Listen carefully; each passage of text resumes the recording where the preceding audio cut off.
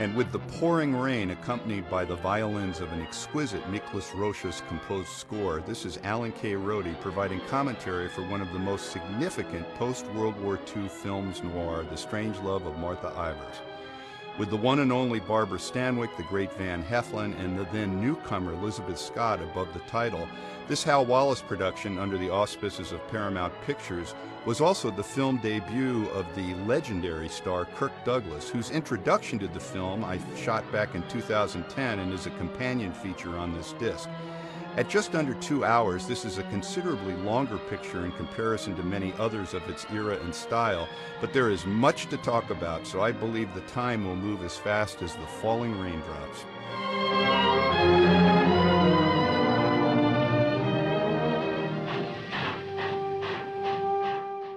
And how noir is it to begin a film with a flashback to 1928? Miklos Rocha, the great Hungarian composer who won the Academy Award for Alfred Hitchcock's Spellbound the previous year, remarked in his memoir, A Double Life, the book title referring to the professional division between Rocha's concert music and film compositions, that by the time of Martha Ivers, he was finally being left more or less alone to compose film music by the Paramount Music department head Louis Lipstone. Rocha was too much of a gentleman to name Lipstone in his book, but related how the music head told him his score for Double Indemnity was more appropriate for the Battle of Russia, and that he, Rocha, didn't understand how to properly compose music for film. Can you imagine that? At the Double Indemnity premiere, Paramount production chief Buddy DeSilva walked up to Lipstone and Rocha and personally praised the score. Lipstone put his arm around DeSilva, saying, "I always find the right guy for the job, Buddy, don't I?" As Rocha discovered, this was so often how Hollywood worked. By the late 1940s, he wrote his score for The Killers, which followed Martha Ivers, and inaugurated what he designated as the third period in his film scoring career. The first he dubbed as Oriental, in which the films had exotic locations: The Four Feathers, The Thief of Baghdad, The Jungle Book, Sahara, Sundown.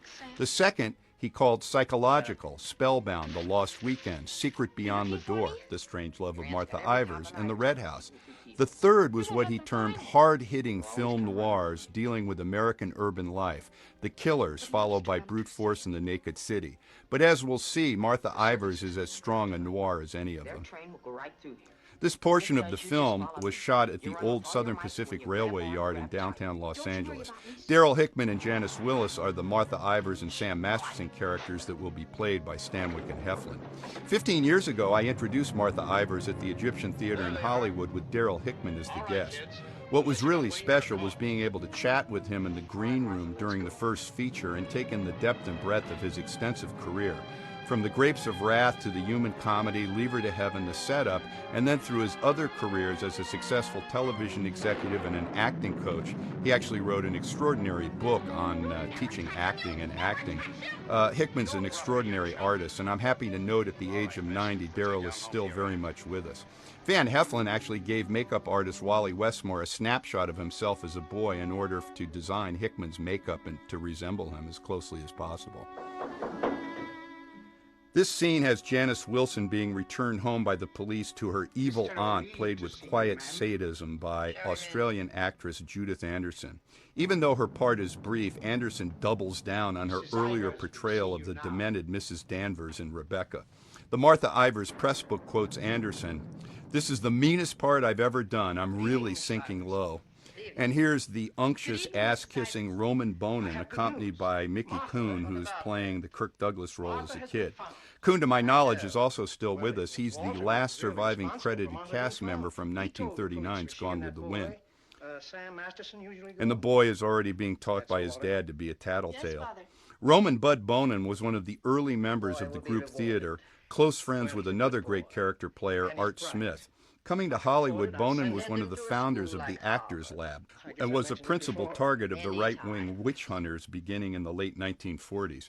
Bonin and others in the lab were summoned before a California Senate committee and refused to answer questions if they were or had been communists. For Bud Bonin, the strain of keeping the Actors Lab going, being a single parent, and also being persecuted politically resulted in his death on stage from a heart attack during an Actors Lab production in 1949. He literally collapsed as the final curtain rang down.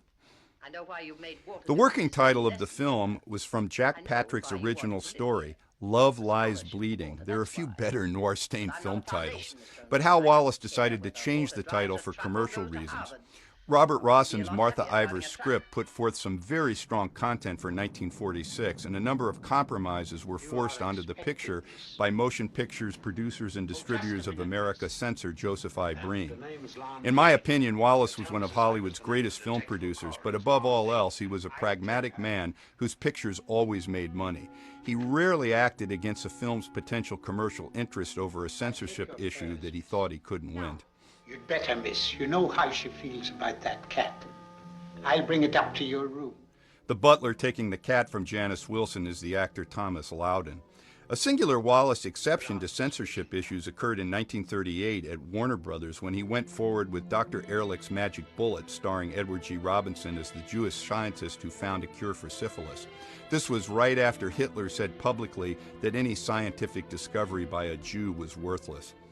For Martha Ivers, Wallis bought Patrick's original story for $15,000, a decent chunk of cash in 1946, and had Robert Rossen write the script.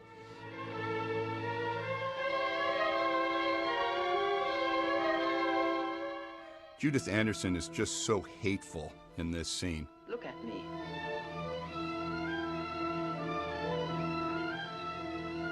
You don't seem very sorry. I am. I'm sorry I was caught.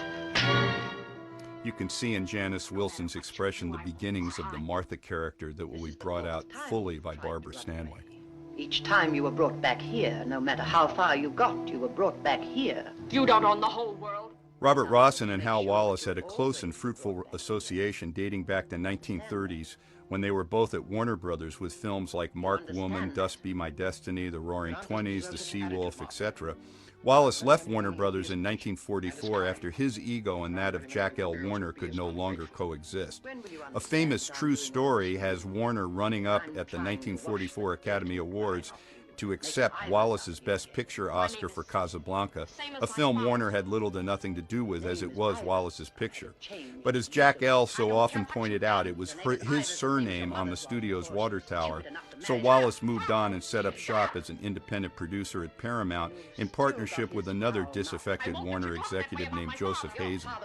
He used a number of his former Warner associates who had talent. Wallis was an astute judge of talent, and these folks included director William Dieterle and Rossen, who in addition to Ivers would write another pair of Wallis films at Paramount, Desert Fury and The Accused. As Wilson is sent to her room, Bonin hangs out to try and score points for his scheme to have Anderson send his son to college and support him. Bonin really excelled at playing these invertebrate type of characters, the weak, cowardly warden in Brute Force, Dana Andrews' failed father who lives by a railway yard in The Best Years of Our Lives, and Ida Lupino's broken-down dad at the beginning of The Hard Way. As Wilson and Kuhn meet up to discuss what happened, Hal Wallis meticulously planned Martha Ivers as he did all of his films. After paying Rossen $38,700 for a treatment and a finished script, he brought in Stanwyck for $100,000 for 4 and 5/6 weeks, borrowed Van Heflin from MGM for $60,000, and paid New Discovery Kirk Douglas $15,000. Elizabeth Scott, whom he had under personal contract and was appearing in her second film, was paid a mere $7,500. All up, the picture was budgeted at just under $1 million. Director Louis Milestone also received $100,000 at the rate of $5,000 per week for 20 weeks of work. Because of the World War II wage and price stabilization laws still in effect when pre-production began in June 1945, remember the war with Japan didn't end until September 2nd, 1945, Milestone had to write a long justification for his salary to the government by citing his previous salary from Fox with the Purple Heart and explaining why he was only paid $59,000 for Edge of Darkness at Warner Brothers in October 1942.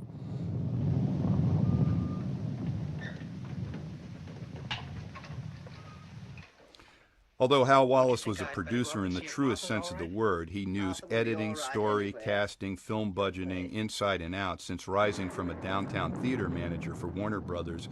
Then he became the publicity maven who took care of Rin Tin Tin and succeeded Darryl F. Zanuck as Warner Brothers production chief in 1933. The key creative partnership for Martha Ivers was Robert Rossen and Louis Milestone. Darryl Hickman enters to say his goodbyes. He's wisely getting out of town. Iverstown was designed by Rossen to be a typical factory town set in West Pennsylvania. Rossen and Milestone shared both a common Jewish heritage and a similar political outlook. Rossen was the son of a rabbi from New York's Lower East Side. He was a member of the Communist Party USA, or CPUSA. Rossen believed the party was dedicated to social causes that, quote, we poor Jews from New York were interested in, unquote. Named as a communist to the House of Un-American Activities Committee in 1947, Rossen was subpoenaed to testify to UAC in 1951 and took the Fifth Amendment, refusing to answer the committee's questions. He quickly found himself blacklisted and had his passport revoked. Called again in 1953, Rossen, by this time distraught by his inability to work, and this was after he became an accomplished director with his film All the King's Men winning the Oscar for Best Picture in 1949, a desperate Rossen became an informer. He named 57 friends and colleagues as communists and so was able to work again, but would be regarded as a pariah in many circles, another needless casualty of the blacklist period.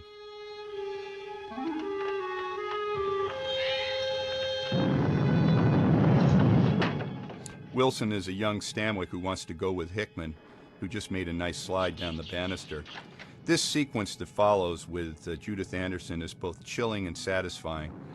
I can watch a million movie murders and not flinch, but anything directed toward animals and children elicits a visceral emotional reaction. I think that's true of a lot of people.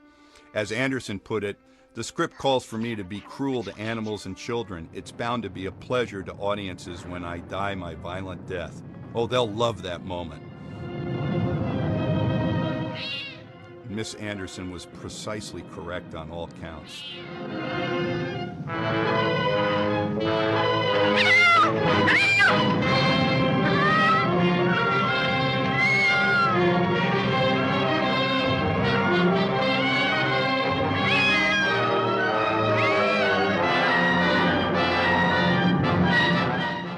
Never has a movie death been more richly deserved. She definitely needed to die. All that close-up of the stick being welded and she being hit caused a lot of censorship problems that I'll discuss later.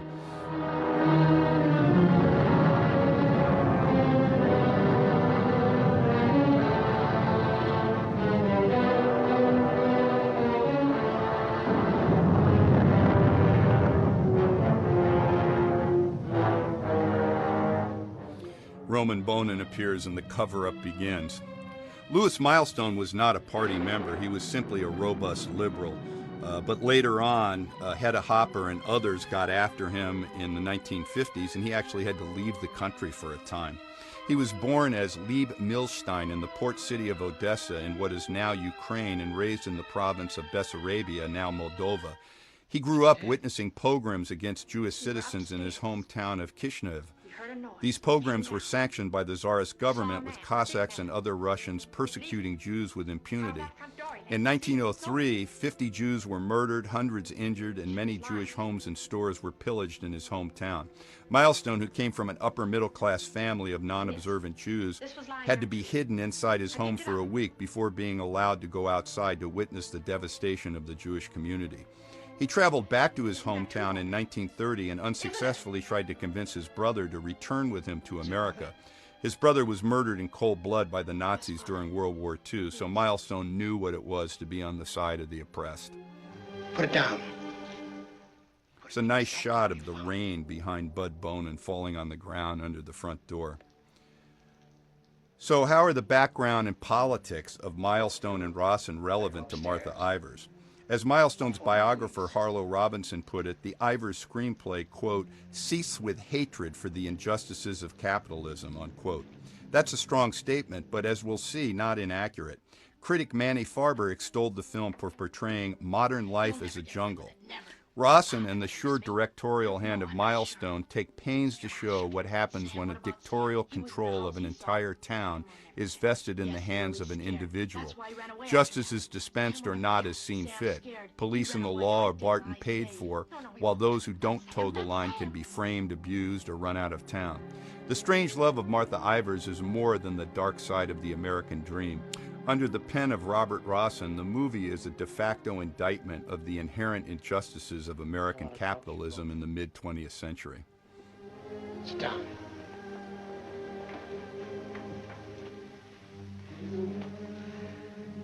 Now, when the police come, you will tell them exactly what you told me. Do you understand? Bonin now preps the two kids to get their stories straight for the police. Yes, Father.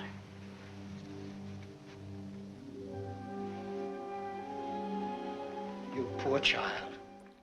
And look at Janice Wilson's expression. She sees right through Bonin's phony comforting. Born in Santa Barbara, Janice Wilson made her debut as the object of Bette Davis's affection in Now Voyager, followed by playing Betty's daughter in Watch on the Rhine in 1943. She retired from acting after appearing in the B horror movie The Creeper in 1948. Claiming she didn't photograph well, she pursued a career as a singer, later becoming an organist and a choir director. Janice Wilson passed away in 2003. And we see Daryl Hickman leaving Iverstown and the film on a circus train. We dissolve into Iverstown 18 years later, in 1946. And this is a really cool transition from one train to another as their Van Heflin's convertible appears at a railroad crossing. Very nicely done. And that is none other than the future great writer-director Blake Edwards as a hitchhiking sailor sitting next to Heflin, who is taking in the latest racing results on the radio. Edwards became an actor in the films in 1942, usually as a soldier, sailor, or Marine. He was a corporal in The Best Years of Our Lives, before he established himself as an accomplished screenwriter and then a director of hits including Operation Petticoat, Breakfast at Tiffany's, Experiment in Terror, Days of Wine and Roses, and of course The Pink Panther and 10. And Heflin doesn't look where he's going after realizing he's back in Iverstown and smacks into a pole. Thinking of Blake Edwards, it's hard to believe he's been gone for 11 years.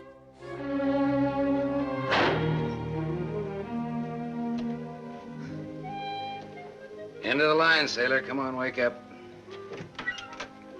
Where are we? In a small accident. The crash didn't wake him up, but Heflin did. The road curved, but I didn't. Come on, I've got to put into Iverstown for repairs. Put into Iverstown for repairs. Put into is kind of a nautical expression that was entirely appropriate for Van Heflin. He was born in Oklahoma City in 1908. His dad was a dentist who moved the family to Long Beach near L.A. when Heflin was 12. Heflin graduated from Polytechnic High, where his classmates included future band leader Spike Jones. He became a merchant seaman and traveled the world. Heflin's early life is quite similar to the fictional carnival and gambling roustabout of Sam Masterson and Martha Ivers. Heflin also had a temper and could be handy with his fists, another similarity with his character in the film.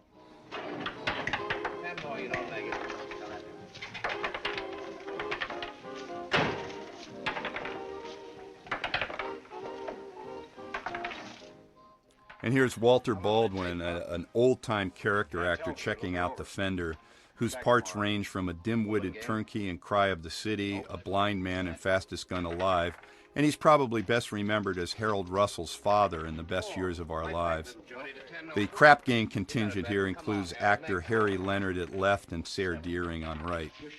Thanks. Shooting 20. Got it. 10 more, you don't make it. Then I do. How much will it cost, Pop? Won't know till it's done. Hey, now look, I want to know now. Isn't it amazing how dealing with car repairs haven't changed in 75 years? Welcome to Iverstown. We interrupt this program of dinner music.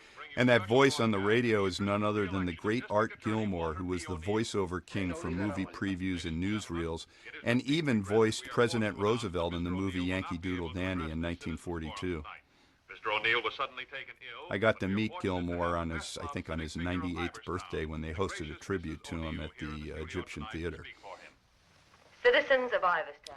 So Barbara Stanwyck makes her initial appearance in the film in an audio mode. That's enough of that malarkey. And this is the first instance of the coin-rolling gag on the fingers that Heflin came up with for the film, and we'll see a lot more of it. You know him? Yeah, I used to. Little scared kid on Sycamore Street. Now he's running for the district attorney.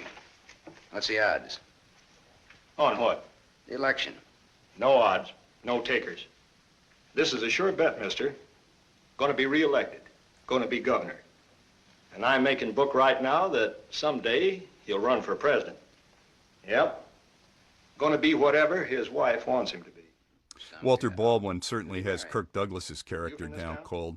Martha runs the whole burg, including her hubby. Old lady Ivers' niece. Martha Ivers? Yep. Came into the whole works after the old lady died. Well, what do you know? What do you know about that? Martha Ivers. Kirk looks quite professorial in the picture with those horn rims on. And here's another creative shot by Milestone using a mirror to show Heflin remarking on Douglas's picture. Hello, Gallagher. Hey, wait a minute. Yeah, Robert Homans pops up, always the perpetual Irish cop. During a 30-year career beginning in 1917, Homans appeared in over 390 pictures, more than 150 of them wearing a policeman's or sheriff's badge. Think of it, I believe he did.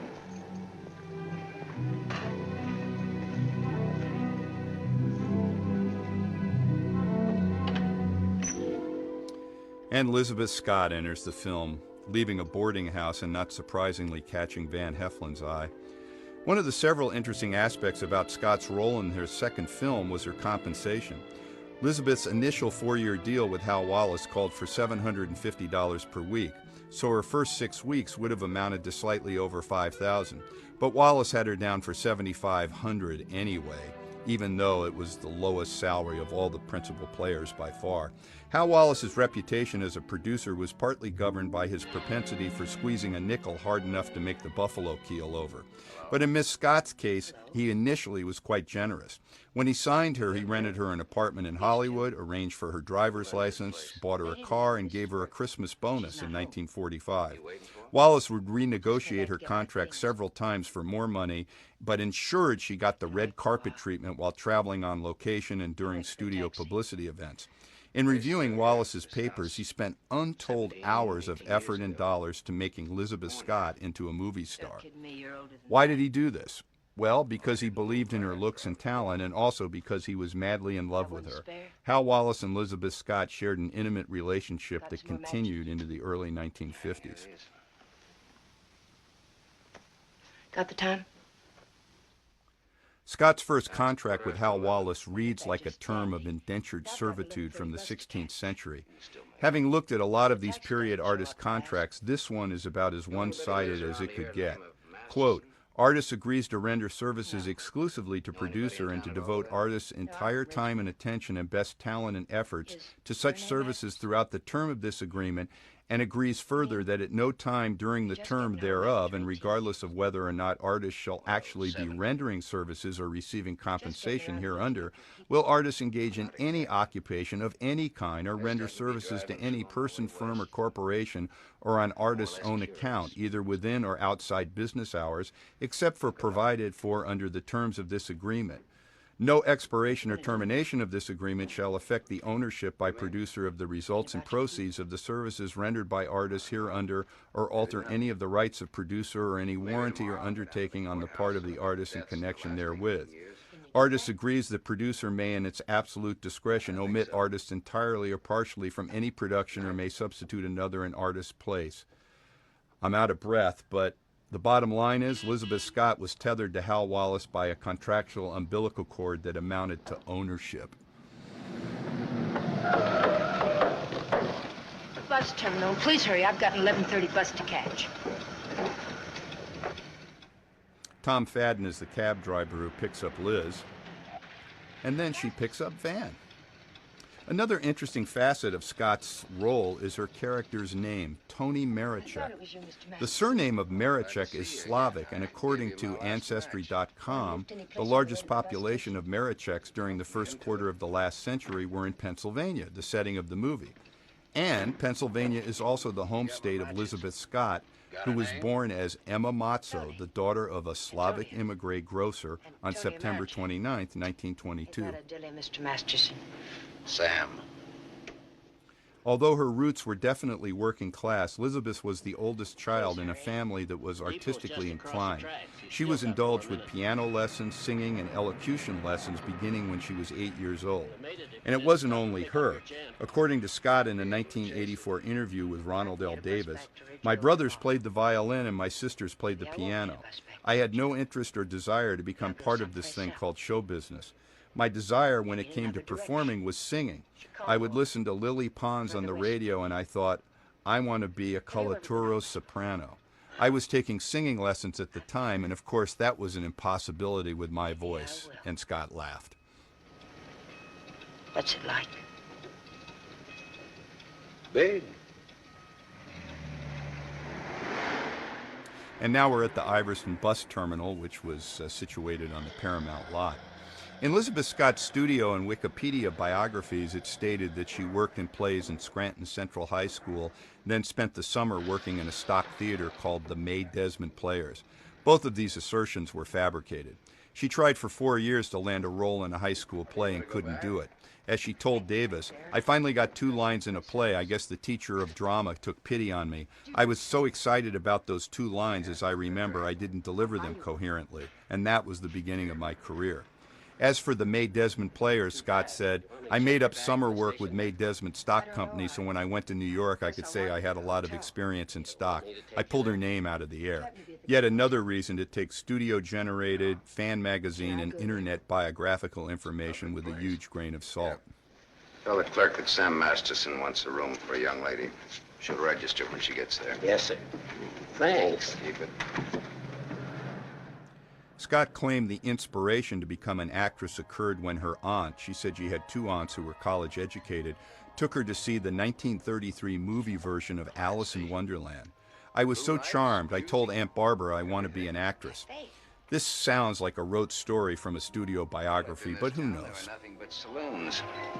My father used to live in them. Mine, too. We're related. I'll have the same thing you had, if you don't mind. The waiter here is played by Bill Dury. One aspect of her early life that is accurate is she was raised by her mother to be well-read. She claimed her aunts would talk philosophy, Nietzsche, Rousseau, Durant. Scott added, "Knowledge was the thing. Mother insisted on reading. Have you finished that book? I loved to read and I wrote rather well." Scott's mother pretty much forced her to attend college. Elizabeth lasted 6 months and then left for New York.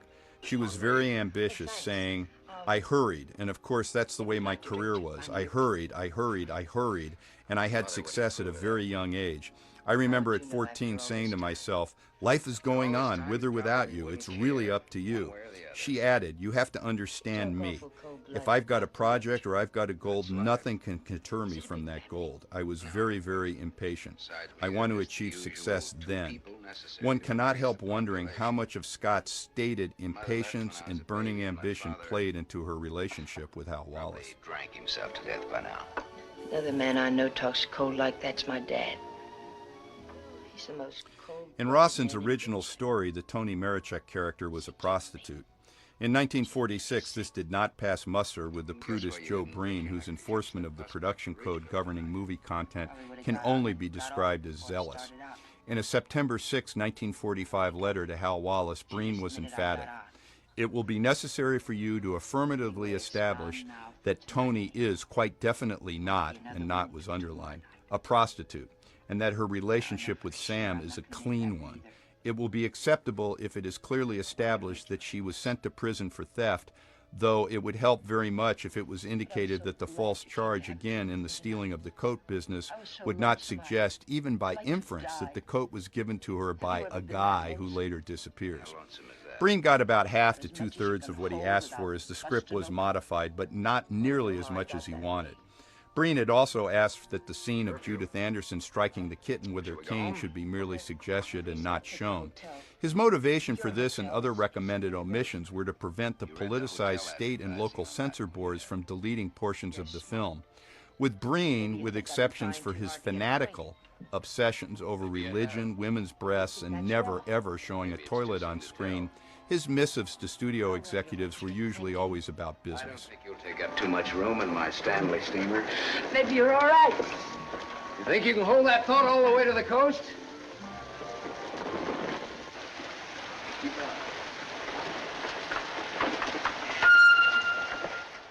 I know for a fact that Kirk Douglas, whom Wallace originally considered for the Sam Masterson role played by Heflin, had to swallow hard to play Walter O'Neill, a weak character at odds with Douglas's virile nature on and off screen. But it was his first movie.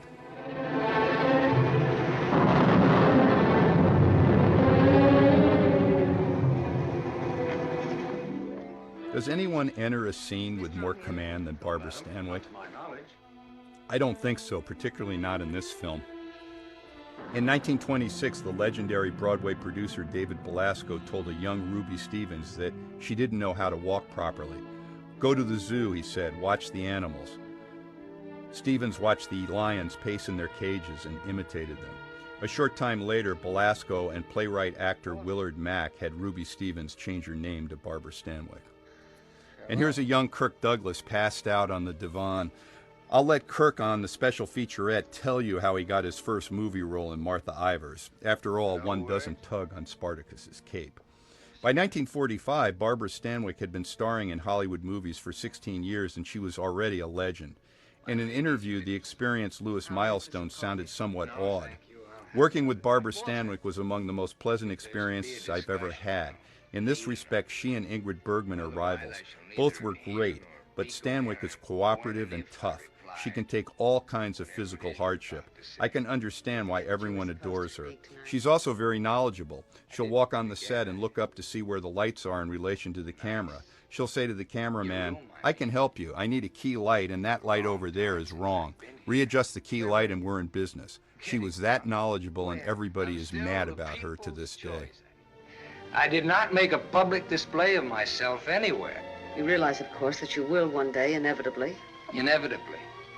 It's your career, not mine. What's mine is yours. As Babs interrogates Kirk, we start getting an insight into the dysfunctional mess that is Martha and Walter's marriage, and how Walter, a young man, is already a ruined, cowardly drunk, totally dominated by his powerful wife. One thing that I think Kirk left out in his featurette concerned his screen test for Ivers, and that was how Milestone handled his nervousness of being in front of the camera for the first time. Kirk said, "I had a 6-page scene to do. We kept rehearsing until finally the director, Louis Milestone, said, 'Now, do you feel ready to shoot it?' I took a deep breath and said, 'Yes.' Milestone said, 'Go home, I already shot it.' What a wonderful, painless way to do a screen test. I was grateful to him." Kirk said he learned the importance of relaxing in front of the camera, not feeling intimidated by it, not being self-conscious. What Milestone did for me was the marvelous thing for someone just starting out in the movies, the lesson being to forget the camera is there. The dreams he worked so hard for. His son. This is what's called expositionary dialogue, as Kirk brings us all up to date on what has transpired with Martha, his late unlamented father, and himself, since Martha's aunt took her well-deserved tumble down the staircase. Get up and speak before people. Walter, listen to me. What's done is done. You notice how Barbara tries to rationalize things and soothe Kirk as if her husband is a child or a pet. Your father was right. He was never right about anything. From the day he walked in and found your aunt on the floor. I told you I never want that mentioned. She never wants what happened to her aunt mentioned, but she continued to live in the same house. This is a dark character that only Stanwyck could play. Paramount and Wallace knew it too, particularly after her memorable turn in Double Indemnity. Some of the suggested taglines for promoting Ivers were, "Lucretia Borgia was a baby compared to Martha Ivers," "Delilah was harmless compared to Martha Ivers," or "Mata Hari was guileless compared to Martha Ivers. In the end, they decided they didn't want to turn Stanwyck into Gail Sundergaard as the Spider-Woman, so the more subtle, "Fate drew them together and only murder could part them," and "Whisper her name" were the principal publicity taglines for the film. I did get drunk. Walter, dear, listen to me. If you carry a thing in your mind that makes you sick, I want you well. Tomorrow... It'll be like today. You will leave on a trip for your health for a few weeks. Will you go with me? No. I'll stay here. And I'll stay here, too. She wants to get Kirk out of the picture. Stanwyck was a pro's pro as an actress. She said acting is thinking. It's hard to believe that her first screen test, which was at Warner Brothers in 1929, done without a script and directed by Alexander Korda, was adjudged by some studio suit as, quote, neither person, Stanwyck or Korda, has anything to offer motion pictures. Kirk Douglas was intimidated by Barbara, but noted, the crew adored her. They called her Missy. And when she came on the set, she went around hugging them, asking about their wives and children by name. She was a professional. She was there, always prepared, an excellent actress. But as Kirk would tell you, she certainly didn't come close to hugging him. Stanwyck was about the work and respected only those who knew the work. That's why she admired the crew, the gaffers, the prop men, the grips, saying, they know a lot about making pictures. They know more about this business than a lot of people sitting in the front offices. They're closer to it. You can learn something from every one of them. Kirk was a beginner. He had to earn her respect, and she thought initially that he had nothing he could teach her. So between takes, she ignored Douglas. This was the opposite of how she handled a 21-year-old green William Holden in 1939 when they made Golden Boy together. Holden was about to be fired, but Stanwyck interceded for him and saved his bacon. She spent time off camera working with a nervous Holden, running lines, showing him how to move in front of the camera, and they formed a bond of true friendship. At the 1978 Academy Awards, Holden and Stanwyck were presenters of the Best Sound Award. Holden went off script to thank her publicly for saving his career during Golden Boy, a very emotional and genuine moment.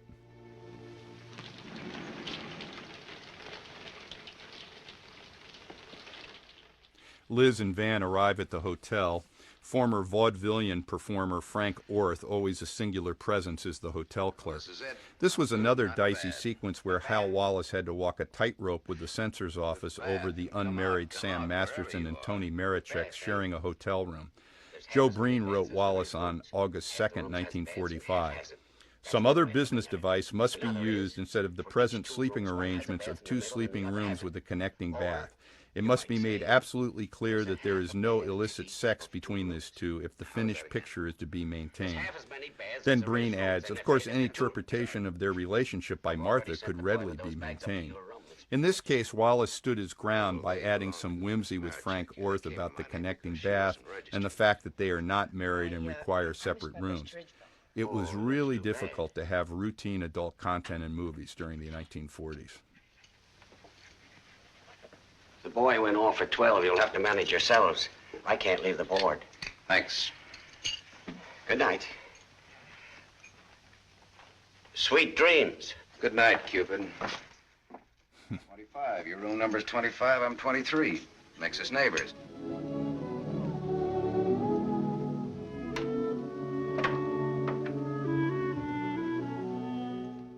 When Elizabeth Scott left Pennsylvania and attended drama school in New York City, she lived in a girls' residence hall, the Ferguson residence on 82nd Street. Although her family reportedly wasn't enthused about her ambition to become an actress, they paid her tuition and subsidized her living expenses.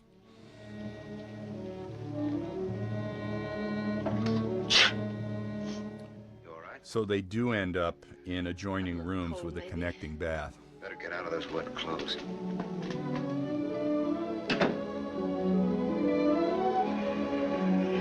I've started your bath for you. Hurry up now, I'm next. Thanks. Almost looks like she has a nightgown on under her dress. And what girl wouldn't want to shower with Miklas Rocha composed violins playing in the background? Scott got her first break by landing a role in the roadshow company of Hellzapopping. This wasn't the hit Broadway Screamlined review with Olson and Johnson, but a road company of the same show led by Billy House and Eddie Garr. According to Elizabeth, I was, which I laughingly call now, the leading lady of Hellzapoppin'. I did all the sketches, and it was a wonderful experience. I was with them for a year, visited every state, and had 65 one-night stands in succession. One thing that stuck with her during her Hellzapoppin' tour was working with some old vaudevillians who were in the show. Scott said, "Some were very prominent in vaudeville. I remember saying, 'My God, I never want to be a penniless actress. There's nothing sadder.'" Scott assiduously avoided being broke. She saved and invested her money and lived in the same rather modest house above the eastern edge of the Sunset Strip on Hollywood Boulevard from the time she bought it in 1950 to her death in 2015. It recently sold for $2.45 million, 37% over the asking price, which would have undoubtedly pleased her. Practically every room of every hotel in the world. It tells all about it there in the first page or so.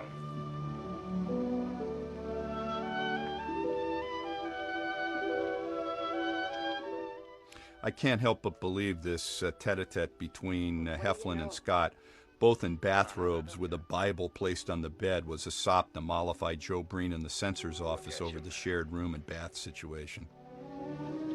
That's really a picture. Throw me a match.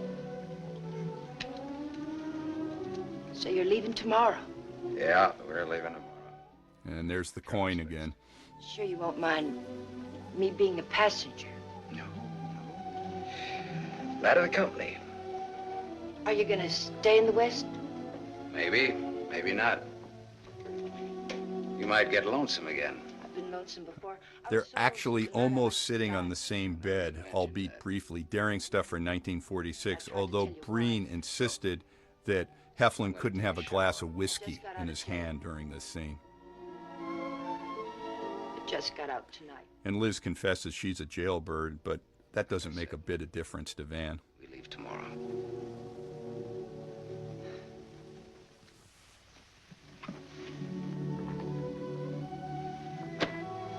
I think you like that.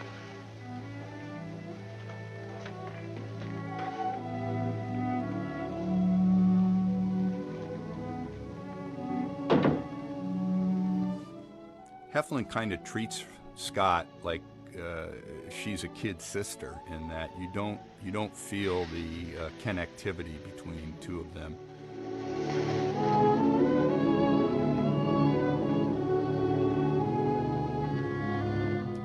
He combs his hair carefully. Marcia Hunt told me when she acted with Heflin in Kid Glove Killer during a fight scene, his toupee came off and they had to do a retake.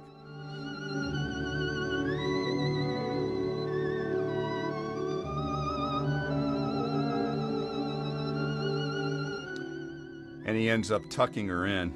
Scott didn't do much acting after the Hellzapoppin' tour ended, but she became financially independent, being a model. During her movie career, Scott would be labeled the threat as a look and sound alike to Lauren Bacall. But even earlier, she was taken as a Bacall doppelganger by Diana Vreeland, who spotted Scott when she visited Harper's Bazaar. Scott said of Vreeland, "She was taken with me because of Lauren Bacall. They were fond of her and became fond of me. They, Harper's Bazaar, were most kind and generous to me."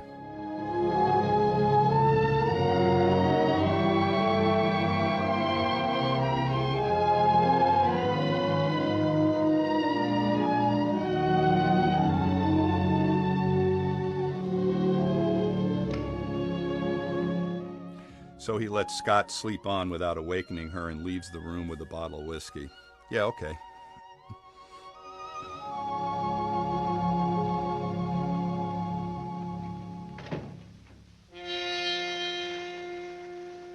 Open up, Sonny. The bellboy lets in two vice cops played by James Flavin and Max Wagner. Flavin enters first. Flavin was a West Point graduate who ditched the Army for acting in Hollywood. His career spanned from the second mate in the original King Kong to In Cold Blood and The Brady Bunch on television. The ominous-looking Wagner was born in Mexico, the son of a railroad conductor. He had an interesting early life. His mother, Edith Wagner, was a writer and correspondent for the Christian Science Monitor during the Mexican Revolution. Wagner was 10 years old when Mexican rebels fatally wounded his father. His mother then brought him to Salinas, California, where he struck up a lifelong friendship with John Steinbeck. Wagner served as the model for the boy in Steinbeck's novel The Red Pony and would appear in several films based on Steinbeck's books. Wagner was memorable to baby boomers as an Army sergeant in the 1952 cult sci-fi film Invaders from Mars. This scene with Heflin being rousted by the cops is illustrative of Rosson's perspective of the American police being a law unto themselves.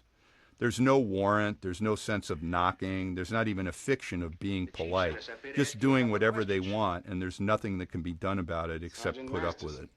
Suspense is killing me. What do you want to know? You've been around.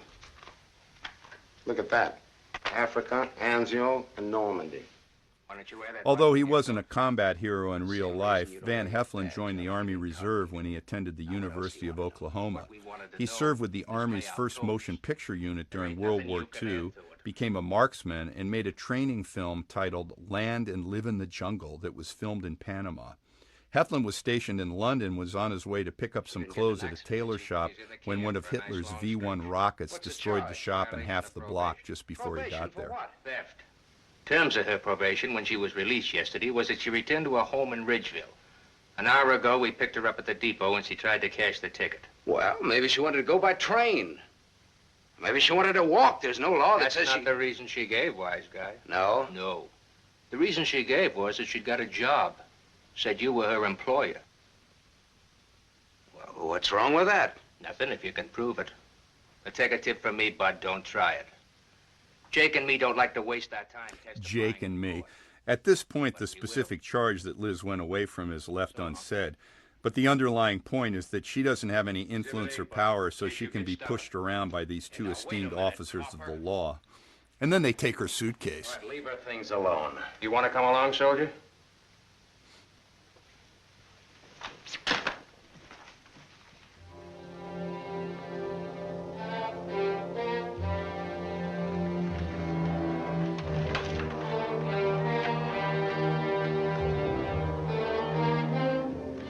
Scared boy.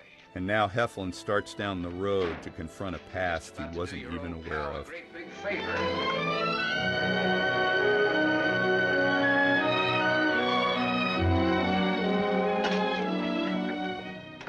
And there's the great character actress Anne Duran, whose career started when Mary Pickford spotted her at the age of 11, sitting on a pile of lumber near the set of Douglas Fairbanks' Robin Hood in 1922. She made 500 motion pictures and possibly 1,000 TV shows, working with everyone from Fairbanks Sr. to the Three Stooges. She was also James Dean's mom in Rebel Without a Cause. It's a nice little flirting scene she has with Heflin here. When he buzzes. Here. I'll take calls now. Kirk needs to get half a load on to take calls and start his day. Kirk shared a similar background with Louis Milestone, as Douglas's father was also a Russian Jew who fled the pogroms and came to America, as did Milestone. Douglas's childhood was rough. The title of his book, The Ragman's Son, is factual. Kirk experienced both anti-Semitism and poverty. He graduated from St. Lawrence University and started acting at the Tamarack Playhouse, where he ditched the name of Isser Danilovich and won a scholarship to the American Academy of Dramatic Arts. Douglas remarked about the tough emotional and financial journey of becoming an actor, saying, "The best thing an actor can do is stop others from becoming actors." As he mentioned in his introduction to The Strange Love of Martha Ivers, the picture started him smoking cigarettes. Something I have in common with Kirk is how he quit smoking. He carried a single cigarette around with him, and when he wanted to light up, he'd take the cigarette out of his pocket, look at it, and say, "Who's stronger, me or you?" My name's Spartacus. I did the same thing when I quit smoking 28 years ago, except I didn't talk to the cigarette. Just took it out, then put it back in my pocket. It sounds silly, but it worked for both of us. Beautiful. I married her. I know. You've done all right. I guess so. And you, what have you done? Knocked around, seen a lot, I guess. You know. As I mentioned, Heflin was a knockaround guy in the Merchant Marine until he seized onto acting. He met director-producer Richard Boleslawski, who put him in a play, Mr. Moneypenny. Then Heflin went back to sea and returned for good to tackle acting in earnest. He studied at the Yale Dramatic School in 1932, and he became an adherent to the Delsarte system of acting technique, which I found interesting. Francois Delsarte was a Frenchman born in 1811. He began to study how humans moved, behaved, and responded to various emotional and real-life situations. By observing people in real life and in public places of all kinds, he discovered certain patterns of expression, eventually called the science of applied aesthetics. He saw that movement involves symbiotics, a sign system that can be read by observers. Thus, the body encodes meaning, which the viewer can decode. He recognized that physical signs come from various sources. Some gestures are ours alone to express our individuality. Some are social or cultural conventions, like waving hello. But the complexity of Delsarte's system is both a daunting and a potential advantage. It specifies a vast range of potential gestures and postures by working through a series of principles that define a space of variations across head orientation, stances, hand shapes, leg positions, and so forth. Please have her wait. Delsarte also argues how the zones of the body and space around the body tend to be associated with differing intellectual, emotional, and physical interpretations. Hey, Mrs. O'Neill, come in. Yes, sir. Stanwyck plays this so well, not recognizing Heflin immediately, and then watch the change in her when she finds out who he is after the whistle. I'm sorry.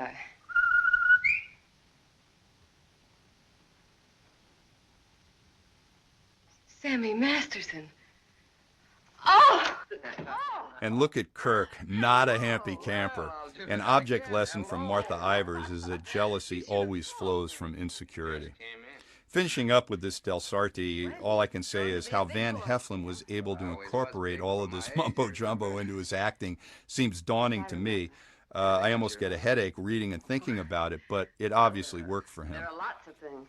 I never figured that a skinny little mutt would grow up so beautiful. I thank you for my wife. That sounds funny. What does? Well, you're saying my wife. Does it? Oh, now don't get so, Walter. I mean, well, I've always thought of Martha's. Well, you know how it is. You keep something in your mind. You can see what's going to happen. Barbara wants him to stay, and Kirk would like him to leave now. Oh? Yeah, I may have to pull out in a couple of hours. Oh, that's too bad. That's the way things are, you know.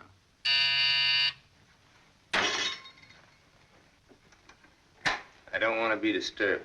Well, that's all right, Walter. You're a busy man. So. Van thinks he's getting a favor from an old friend, but it'll turn out to be the opposite. Production began on Love Lies Bleeding on October 1st, 1945, a 45-day shooting schedule which was fairly generous in those days. Additional heft was added to the crew when Robert Aldrich replaced Dick McWhorter as the assistant director little more than halfway through the shooting schedule. Easily the most significant event that occurred during the film's production was a massive strike that roiled Hollywood and threatened to shut down production at Warner Brothers, Fox, Paramount, RKO, and the other studios. The Hollywood labor wars of the 1940s is an extremely complex and fascinating part of American social history that I hope to write about in detail someday. There were a large number of people involved over a period of several decades, so for the sake of brevity, I'll try to limit my comments on the run-up and how it affected Martha Ivers and Paramount. When you listen to Kirk Douglas's introduction, he mentions how the strike affected his participation in the picture. This is the first time I've ever seen you off balance. Off balance. Their marriage may be a mess, but Kirk knows his wife. The two main antagonists of the 1945 Hollywood labor strike were the International Alliance of Theatrical Stage Employees, or IATSE, I'll call them the IA, and the Conference of Studio Unions, or the CSU.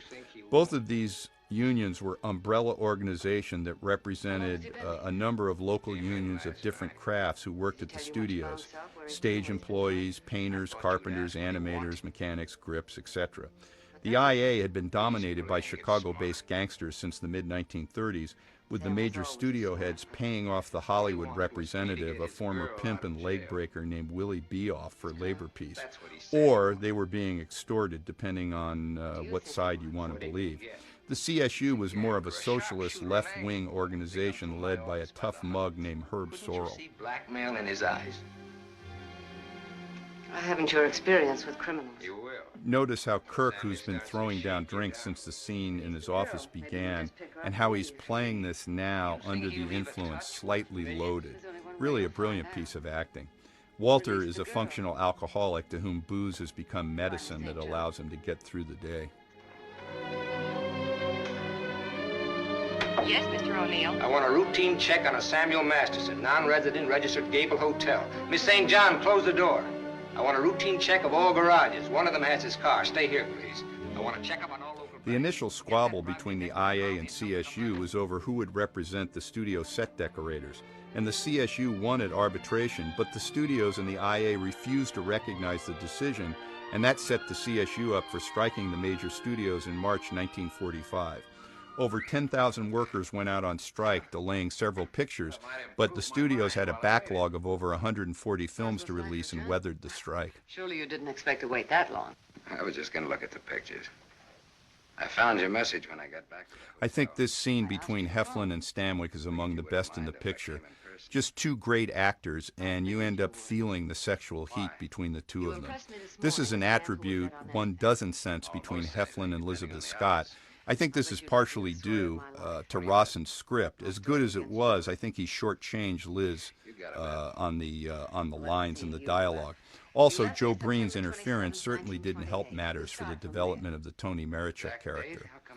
Back to the 1945 strike, the CSU became desperate and decided they had to shut down production at one of the major studios, and they picked Warner Brothers. On October 5th, 1945, known afterwards as Hollywood's Bloody Friday, CSU strikers circled Warner's main gate on Olive Street and attempted to shut down the studio. They were greeted with charged fire hose and IA goons with debris thrown on the strikers from inside the studio. The Burbank police declared the strike an unlawful assembly and waded in with nightsticks. Cars were overturned and a general riot ensued, with Sorrell and his retinue being beaten up and arrested, while Jack Warner and his staff of armed security guards observed the proceedings from a soundstage roof. The irreverent Warner screenwriter Julius Epstein suggested Warner's change their logo from combining good citizenship with good picture making to combining good citizenship with good marksmanship. You lived here all the time then, huh? Except for the few years I went to college. Mr. O'Neill, Walter's father. Walter's father thought it would be good for me to get... This rather large set is a series of different sound stages used to portray Stanwyck's mansion. Yes. On October 22, 1945, the CSU strikers moved to Paramount and tried to shut down production by keeping people from entering the studio via the famous studio gate on Van Ness Avenue. They weren't successful as another riot broke out as hired IA goons, studio police, and regular cops battled the CSU pickets. The headline in the Los Angeles Citizen News screamed, "Paramount hit in biggest film riot." Production on Martha Ivers, though, continued with one notable exception. Director Louis Milestone refused to cross the picket line. Byron Haskin, an old Warner special effects and assistant director whom Wallace was grooming as a feature director, took over for a day or so until the strike was settled on October 25th. Cast and crew had to duck down in cars to enter the studio or were led through other entrances. So I bought some animals. Well, my lion got the mange and gave it to the monkeys. The animals became a responsibility and a liability. I lost all my hard-earned cash and ran like a thief out of there with a great... This dialogue coming up about both of them becoming a man and a woman officially and having been there before is so subtly suggestive, I suppose it went way over Mr. Breen's head because he was more worried about adjoining bathrooms. How did it feel to become a man officially? I felt I'd been there before. How did you feel about becoming a woman officially? I felt I'd been there too. And the inference is they had both been there together. For an insight into Louis Milestone's character regarding his refusal to cross the CSU picket line, there's this. Milestone left Russia when he was 17 and boarded a ship from Hamburg that landed in Hoboken, New Jersey. Penniless, he stayed with some relatives in New York City while working a series of thankless menial jobs, including hauling barrels of rubber cement in a Lower East Side raincoat factory. He quickly became involved in a labor dispute and took the side of those attempting to organize a company union. When a foreman struck him with a yardstick for giving information on scab hires to union organizers, Milestone stabbed him with a pair of scissors and took off. During his years in Hollywood, Milestone always took the side of the unions and workers. Back during World War I, when Wesley Ruggles told Milestone he had made $1,500 per week before the war, the young theater enthusiast left for Hollywood in 1919. Milestone began at the bottom and worked his way up as an editor, a gag writer for Max Sennett, and then he worked with Henry King and at the Thomas Ince Studios. He ended up collaborating with a 25-year-old Darryl F. Zanuck at Warner Brothers for Seven Sinners, a comedy. Under contract at Warner's, he was lent out to Paramount for $1,500 per week to make a film with Harold Lloyd, of which he, Milestone, was being paid only $400 a week. Milestone demanded Jack Warner pay him the difference. JL being JL, he refused, so Milestone walked out on his contract. Warner sued the director for $200,000 and won, but Milestone was undaunted. He declared bankruptcy and went to work at Paramount. In 1926, Milestone began directing another comedy starring Gloria Swanson. When Milestone wouldn't accede to Swanson's demands to change the script, he quit again. These and other episodes earned Milestone a maverick reputation with producers and studio heads. Of course, the actors and crews loved him, because he was a straight shooter. As a matter of fact, you sounded just like your aunt used to. And now Van confronts Stanwyck. He's not ready to bow down to her like everyone else in her Iverstown empire. As soon as a certain young lady's out of your husband's clink and my car's out of Dempsey's alleged garage, I'm headed west. I think you really mean that. Any objections? No. No objections. I should have known if I remembered. You should have known what? You. I think part of the attraction for Babs is that Van Heflin's character won't take her shit. Sorry that you ever left here.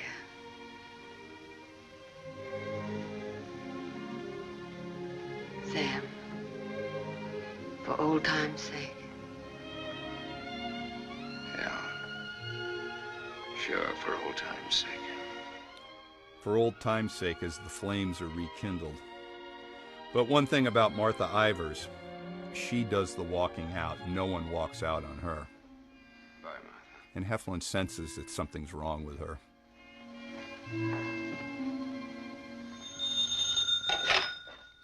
Walter Baldwin returns, and he's with Charles D. Brown, a great stage actor who appeared in over 40 Broadway plays, including 1926's The Noose, which included the first Broadway dramatic stage appearance by one Barbara Stanwyck, who's calling because she's determined to keep Van Heflin on her leash. You can add this to your report. Miss O'Neill don't like this guy to go. Not yet. All right, Dempsey, thanks.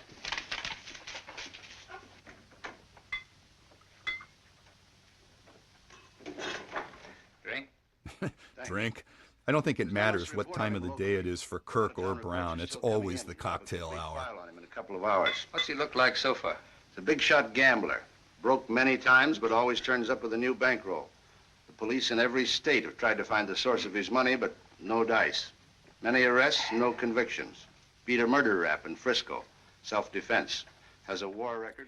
And Savage told me working with Charles D. Brown was a pleasure because he was just such a total pro as an actor. How long will it take to fix it? Well?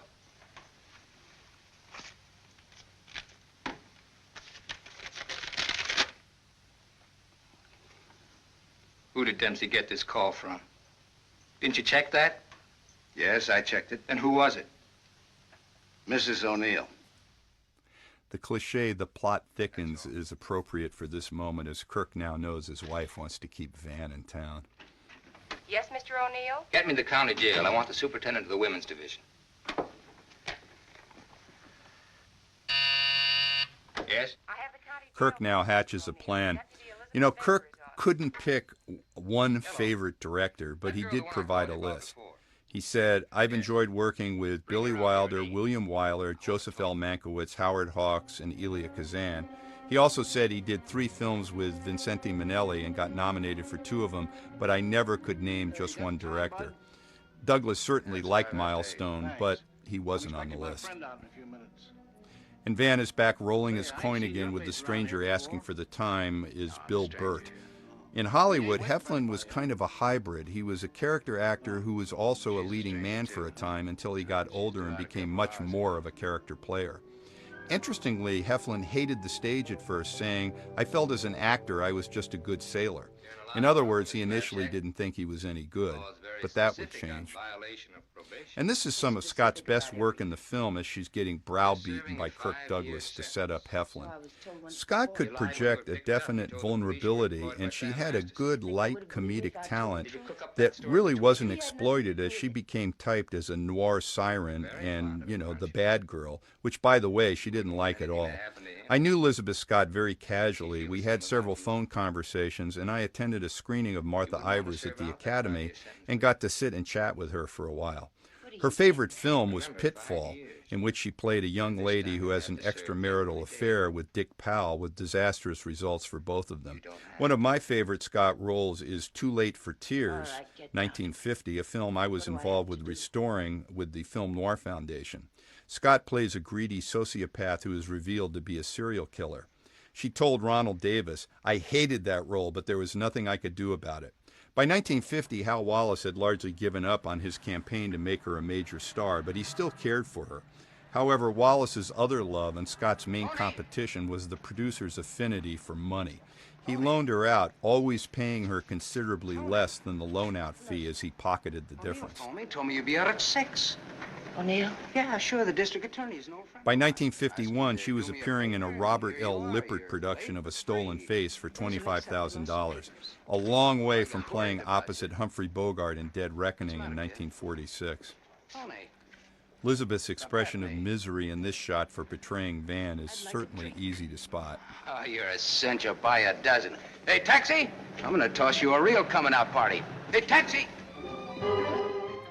Milestone's camera doesn't move that often in this film, but when it does, it's with a purpose and done with a suppleness, as this dolly shot of the pair entering the restaurant shows. Thanks. Spaghetti. That looks wonderful. I think you'll like it. As Scott's appetite has vanished, I should mention why her film career made a similar exit in the 1950s. She didn't elaborate too much about it, only saying, "I had grown and decided I need to pursue other portions of my existence, and that was it." I think that statement might have had more to do with her relationship with Hal Wallis than her film career. As the film noir movies that she made her mark in morphed into television and the studio system receded, and Scott got older, the roles became fewer in number and her career became more problematic. Scott's career was already in descent when Confidential magazine published a smear piece in September 1955 that stealthily labeled her as a lesbian. She filed a $2.5 million slander suit against the magazine that was eventually dismissed on a technicality. After taking a stab at a singing career with a vocal LP, Hal Wallis lured her back a final time to play Elvis Presley's publicity agent in Loving You, 1957. In her mid-30s, Scott realized she was attempting to retrieve a lost game. Although Wallis continued to woo her for various film roles into the early 1960s, she declined his entreaties. With the exception of several TV appearances in the quirky movie Pulp in 1972, Scott's retirement from acting was permanent. The charge is theft. You do 1 to 5. Well, how come they gave you probation? First offense. You know what probation is. Yeah, sure. Knife sticking in your back. Yeah, Heflin knows the score. He's been around. Still looking out for the cops? Relax now, you're free. I don't feel so good. You want me to take you back to the hotel? Oh, no, please. Let me sit here a while. Here's John Kellogg, a distinctive actor who appeared in Out of the Past, 12 O'Clock High, Edge of the City, and many other films and a lot of television. While researching Kellogg, I came across a 2006 article in the LA Times by his daughter, Cheryl Kellogg Phillips, titled The Untouchable, a reference both to her father's appearance in the 1960s TV crime series and the fact that he was a heel who abandoned both her and her mom and didn't pay a cent for years in child support. Kellogg surfaced years later to present his daughter with a couple of free Dodger tickets he was given at a golf tournament that she tore up in front of him. Apparently, John Kellogg's casting in this particular role was realistic. I just want to make sure. Somewhat of a plot hole here. Why doesn't Van Heflin question Kellogg's assertion of marriage to Scott? Certain wise guys have to be taught a lesson. Certain wise guys have to be... Where do you want it, here or outside? Outside. That smirk. There's an alley through the kitchen door. Sam. Shut up.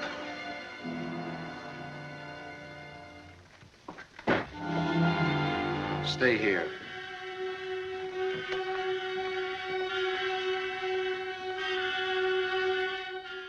And he signals the three hoods to go out and beat up Heflin.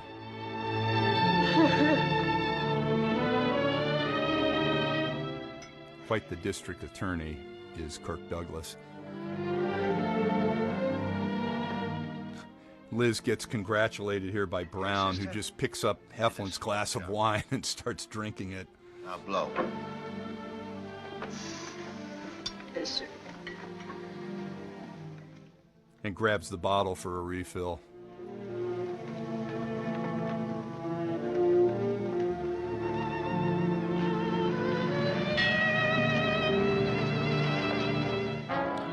This is a really good shot by director of photography Victor Milne of Heflin being beaten in the back of the car while a horrified Liz looks on.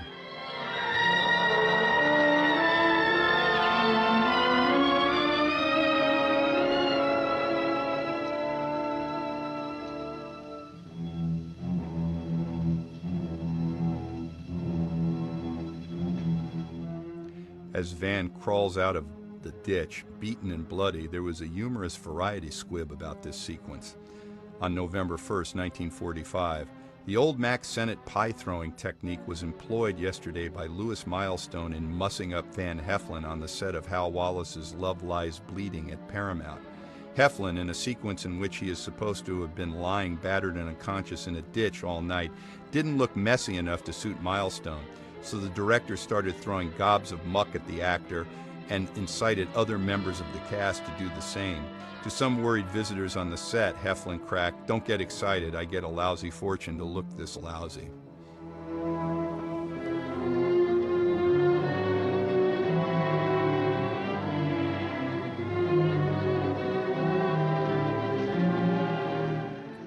This is another well-constructed shot from behind Heflin, showing him flag down the bus as it is headed directly for him down the highway. Victor Milner was a pioneer cameraman who began in the business during the days of Nickelodeons. He filmed the U.S. Army occupation of Veracruz for Pathé News in 1914 and lensed 8 pictures for Cecil B. DeMille and 4 for Hal Wallace, including The Furies and Dark City.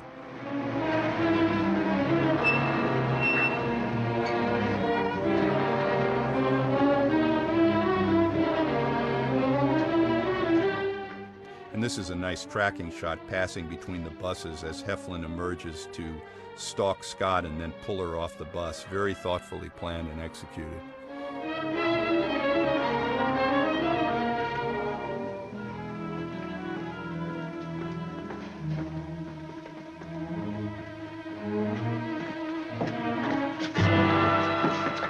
Go ahead, Bud, you catch the next one. The bus driver doesn't even say a word. Yanks her off the bus.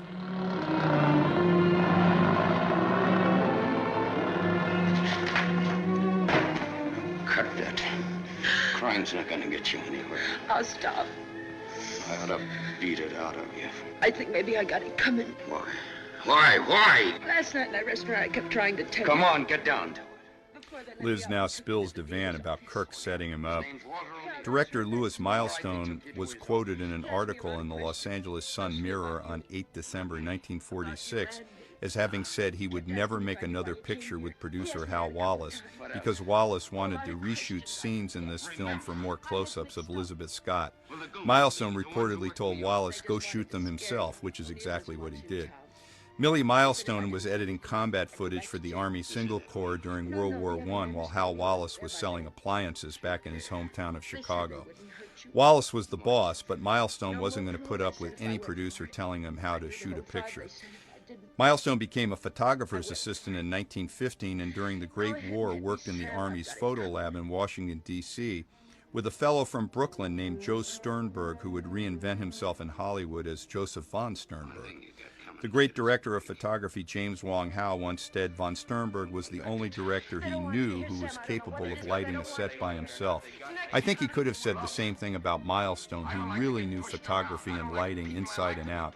So Milestone and Victor Milner really made for an accomplished photographic team in this movie. Kid, I'll tell you what you do. You grab the next bus out and I'll meet you wherever you say. I'll go back with you. Good. As Van and Liz plan their escape, the violins enter, and the scene nicely dissolves.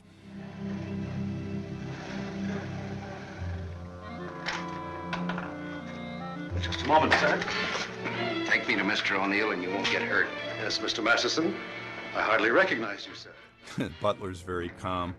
And now it's payback time. The booze again on the desk. One of the many objections that Joe Breen raised about the submitted script was the ample use of alcohol in so many scenes. Notice how Kirk is having his coffee with a whiskey set up on his desk. I thought we ought to have a little talk. We'll kick off first, your team or mine. You look terrible, Sam. Have a drink. Have a drink. Thanks.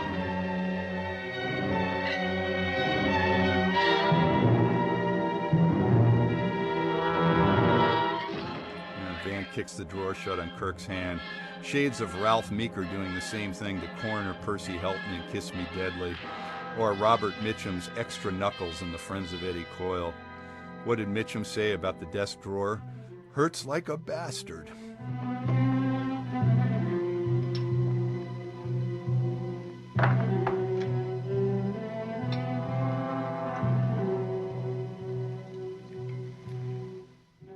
And they're going to have a pair of drinks and get down to cases. Despite his zealousness of enforcing the production code, Joe Breen did try to protect the studios from state and local censors. Even with all the scrutiny over the film's content, Pennsylvania forced deletion of the close-up of Janice Wilton as Martha welding the cane and a medium view of Wilson striking Judith Anderson. I wasn't going to shoot. And there was another deletion by the state of Massachusetts of a line that was deemed suggestive. So these films would go out, and then the states would arbitrarily delete scenes of them before they could be shown in theaters. Much more detailed picture on Sam Masterson. I didn't know you cared. You know it now. Now I'll let Martha give it to you. Give him what, Sam? The facts concerning a guy called Sam Masterson and his attitudes towards life and love. Walter's got their own ideas. Sam, you're hurt. Kirk confesses, I like the way Heflin treats Douglas as if he's handicapped or such a diminished, pitiful personages that revenge is now of little consequence. I think the Sam Masterson character fully understands that it's Martha who is either directly or indirectly causing what's happened to him. I thought it might scare you into not coming back. Heflin's in the middle of a messy marriage by no doing of his own, and he's mystified now when Douglas brings up blackmail. I said blackmail. Now what is the price? Remember, you're dealing with two... Martha Ivers premiered in New York City during the week of July 25th, 1946, and was released on 13 September. The reviews were favorable, but they were mixed. The New York Times' Bosley Crowther had particular praise for Stanwyck, writing that she is twice the hard-boiled, lustful vixen that she played in Double Indemnity. He also pointed out that Elizabeth Scott's part was poorly written and her character was underdeveloped. One of the few times I've ever agreed with Bosley Crowther about anything. Other reviews were more generous. The Hollywood Reporter tabbed the picture as an intelligent example of screen storytelling at its best. Variety chimed in with a powerfully dramatic and suspenseful production, with the film being an achievement for all concerned with its production. The adult content of the picture turned off a lot of out-of-town critics. Time magazine savaged the film, saying it was unpleasant and even repugnant. Kirk Douglas was noticed favorably as well, although Variety oddly thought he might get typecasted playing the weakling Walter. In light of Kirk's career, that off-base assessment sounds pretty funny. And a stupid one. Yesterday afternoon he told me he... As Babs ministers to Kirk, I'll always remember filming Kirk's introduction to The Strange Love of Martha Ivers in 2010 at his Bryna production company office in Beverly Hills. When we finished filming, I said to Kirk, "You've played a lot of bastards in your career, but few were better than Chuck Tatum in Ace in the Hole." Kirk grinned at me and said, "Yes, Billy Wilder. Wasn't that a great movie? Billy told me to give that character, give it both knees to the groin, and so I did." I want to hear you say. It's up to him. No, it's up to you. I know you, Martha. You are my life's work. He's right. It is up to her. I've studied you all these years. A little girl in a cage waiting for someone to let her out. The boss is the boss, and in this situation, that's Martha. You know what's on my mind, Martha? About Sam, I mean. I think I do. And that's where it will stay on your mind. Unless, of course, I tell you differently. What did O'Neill say? Do you think we'll make trouble? No, I had him figured out right. He's still just a scared little kid. Coffee, please, Black. No, Martha's the one I can't dope out. Martha? Mrs. O'Neill. The three of us grew up together. I told you about it, remember? Thanks. What's she like now? Now it's Liz's turn to get jealous. And no wonder Wallace wanted those close-ups. She's just gorgeous. It's fascinating how Rawson uses the Sam Masterson character as an emotional ping-pong ball to set off actions and reactions by the other three principals of his story. By 1946, Wallace was building quite a stable of acting talent that he had signed up. Elizabeth Scott, Kirk Douglas, Burt Lancaster, Wendell Corey, my late friend Mickey Knox, who would be blacklisted. Well, what do we do until then? I know. Why don't we find out what happened to your people? Oh, it'll be simple. Now I know I left town September 27th, 1928. September 27, 1928. What else happened significant on that date? The discovery of penicillin was announced, and the New York Yankees clinched their 6th American League pennant. And Sam Masterson left Iverstown. Down to the newspaper morgue. The morgue? Yeah, I think I can find out about my people down there. Afterwards, take you shopping.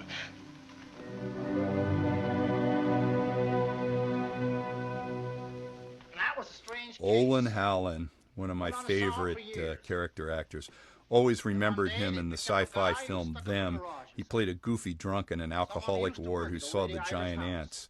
"Make me a sergeant and charge the booze." He had that unusual voice. It's my favorite case. The picture of the guy. Doesn't look like very much, does it? Yeah, kind of a scared little rabbit. I watched him all through the trial. Never had a chance. O'Neill really did a job on him. Is that Walter O'Neill? Yep, same guy.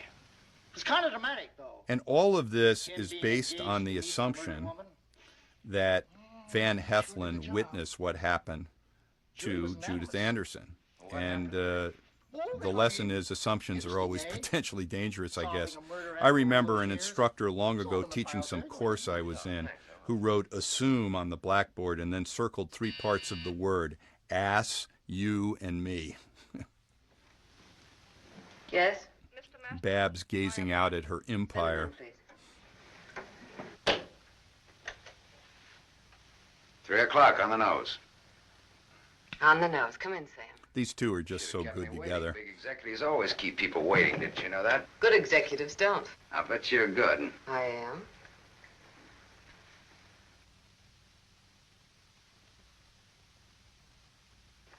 It catches it, doesn't it? The feeling of a factory. When your aunt owned this place, I couldn't get past the gate. Now I'm a guest. Or am I? I invited you here. Martha, did your aunt leave you everything? Heflin starts rolling that coin again. Stanwyck didn't put up with too much of this business of scene stealing from fellow actors. According to an early biographer, Stanwyck said, "Van, that's a wonderful piece of business, but if you do that during my important lines, I have a piece of business that will draw attention away from yours.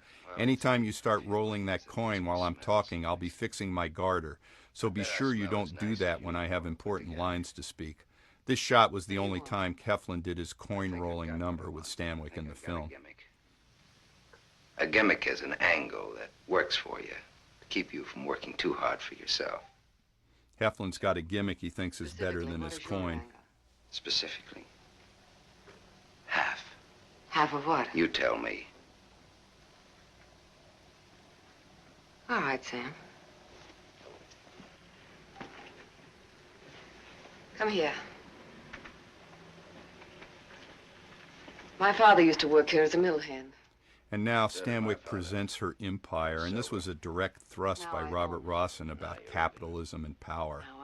I did it all by myself, and it's all mine. It had 3,000 workers then. It's got 30,000 now. Ran as far as that gate. Now it goes The only thing that's missing is a Donald Trump logo on the smokestack. Without Walter, without his father.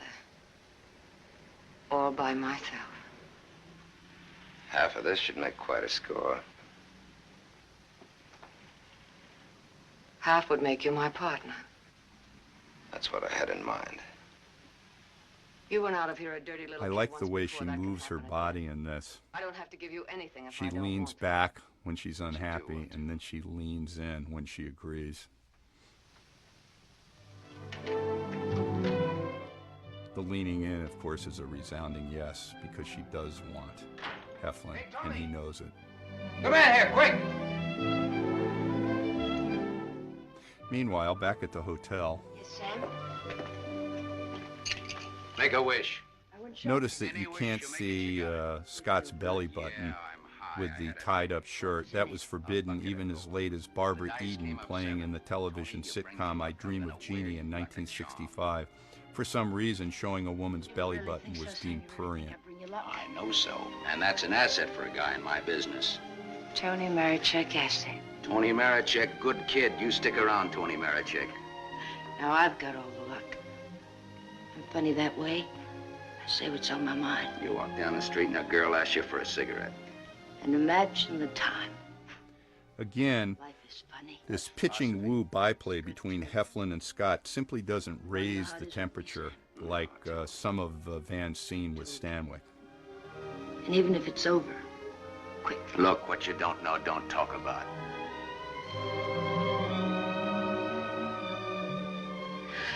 I bought a new outfit. I want to show you. Well, let's take a look at it. $8.95. How do you like it? With you in it? And speaking of Babs, busted. Tony. Yes, Sam? I heard you talking. Well, even a crummy hotel like this has a switchboard. I have special privileges in this hotel, Sam. I own it. It's Miss O'Neill, Tony. Hello. So this is the girl. Elizabeth Scott said that Stanwyck did not speak to her in any meaningful way during the picture. It wasn't hard to figure. Scott was 23 and Stanwyck was 38. According to Lewis Milestone's biographer Harlow Robinson, Stanwyck hesitated to take the Martha Ivers role because she was worried about being upstaged by the younger actress. Milestone promised not to allow that to happen, and she agreed to sign on for the picture. Based on how Rawson's script devalued Scott's character and how this scene was the only one the two women have together in the film, and of course Stanwyck's own considerable acting chops, she really had no need to worry about being upstaged by Elizabeth Scott.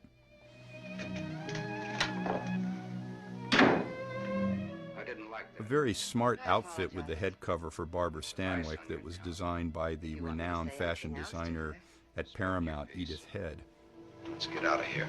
I've never been in a hotel room like this before. I've been in too many. Just the way you read about it in books. Window shade, scotch on the dresser. Let's stay here, Sam. The notion of a night in a cheap hotel room with Van, some Chinese takeout, and a bottle of whiskey on the dresser is a definite turn-on for Stanwyck. Come on, let's go.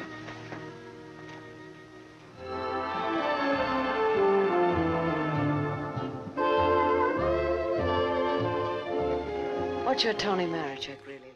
As Babs and Van size each other up on the dance floor, Hal Wallace certainly could spot and sign up talented actors. But his ability to develop their talent into stardom is subject to question. After Martha Ivers, Wallace loaned Kirk Douglas to RKO for Out of the Pass, followed by another Wallace-produced noir, I Walk Alone, also including Burt Lancaster and Elizabeth Scott in the cast. Wallace tried to sign Kirk to a 7-year term contract, and when Douglas refused to obligate himself, Wallace dropped him. He then appeared in 3 more pictures as an independent, including A Letter to 3 Wives, but didn't become a star until he turned down MGM's The Great Sinner for an independent picture produced by a relatively unknown Stanley Kramer. Turning down a guaranteed $50,000 for $15,000 in deferred money to appear in 1949's Champion really excited Kirk's agent in the wrong way. Didn't make Kirk a lot of money, but it made him an above-the-title movie star. And Hal Wallis had nothing to do with it. Likewise, Burt Lancaster became an immediate star when Mark Hellinger borrowed him from Wallace for The Killers in 1946. Wallace's biography titled Star Maker might have been more appropriately titled Star Finder, or perhaps more sarcastically, Loan Shark. He didn't do anything either with Christine Miller, who he had under contract, who was beautiful and a fine actress, but Wallace preferred to concentrate on Elizabeth Scott. Wendell Corey forged a credible career as a character actor after leaving Wallace's stable. Time for some payback delivered to John Kellogg. And notice Barbara stands there enjoying the show.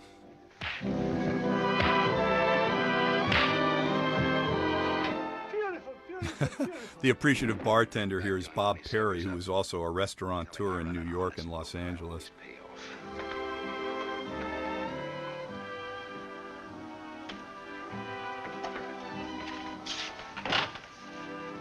Thought I told you to wait outside. I wanted to see. I wanted to see. She sounds like an eager little kid, definitely turned on by the violence.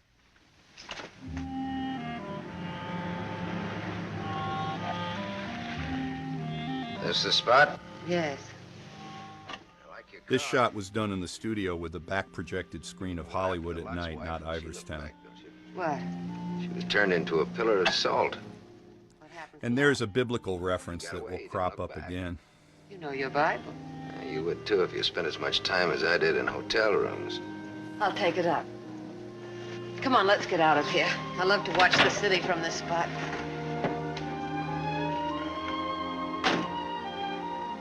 Up here doesn't even look real, does it? It's real. Very real. Owning it gives you a sense of power. There you go again, a revelatory comment about her character, if there ever was one. This was Van Heflin's first picture after being away in the Army for 3 years. He was still under contract to MGM as they initially offered him the same salary he had before the war, under the grounds that he hadn't fulfilled his initial contract because he was in the Army.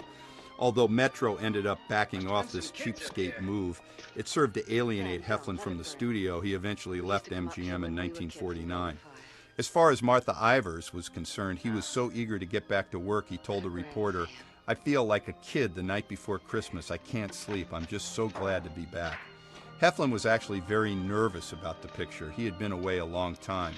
And he gave Barbara Stanwyck credit for helping him, telling Hedda Hopper afterwards, "She was great to me. I was scared to death, couldn't remember my lines, and had no feeling of security. Barbara didn't pull any punches. She let me have it, and that was what I needed." And Heflin also chose the script and the character of Sam Masterson, saying, "When I read Sam, I knew he was for me. Sam is a guy you meet every day. He knows the score. He's painted in a number of colors, and it's the Sams that promise a long life as an actor." What did you say, Sam? Nothing. I didn't say anything. When I found out, it was too late. And now we're coming to what is known as a big moment in the film. Another what?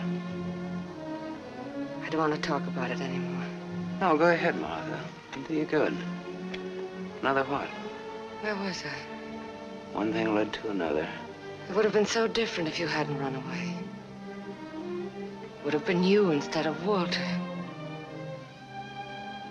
Or if you had stopped me. When I lived at the cane, why didn't you stop me?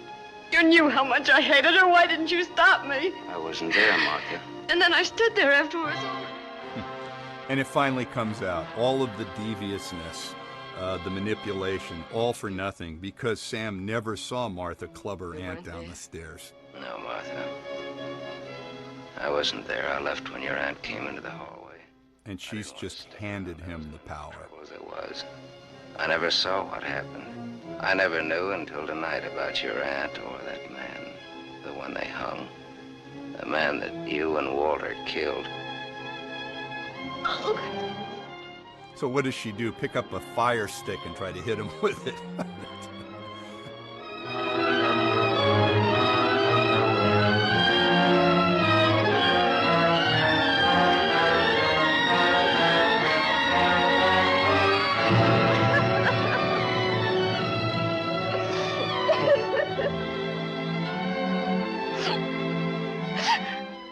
This scene with the dissolve at the end implies something more followed after the struggle, the clinch, and now the kiss.